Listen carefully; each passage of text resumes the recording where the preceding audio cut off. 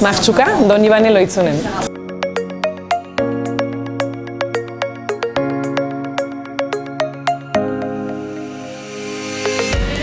Hemen kafetegi bat da, te gozotegia, eta baita ere euskal artisauen erakustoki eta saltokia.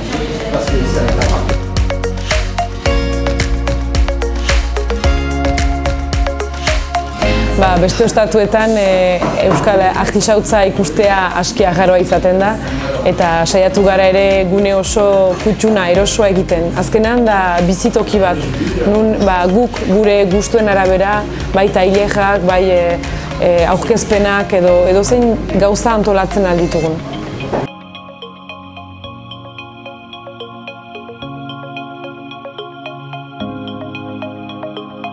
Nire ustez, tokiko jendearen hurbiltzea.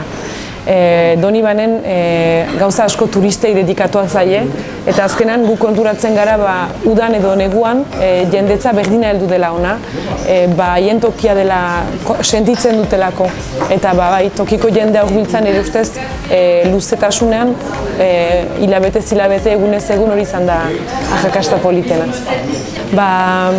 Martxuka, behar bada beste ideia batzuekin, beste ekintza handiekin, adibidez guk dugu antolatzen Donibaneko sortzaile merkatua, Ziburukoa ere bai, behar bada olako proiektu hori garatzea, artisautza gero eta gehiago ezagutarazteko, kafetegi mailan eta ostatu mailan jendearen gustu eta gogoetara gehiago hurbilduz, gauza behar vegetariano gero eta gehiago proposatuz adibidez, gure ikasten dugunaren arabera gauzak moldatu eta aldatzea, baina beti hemen egonez.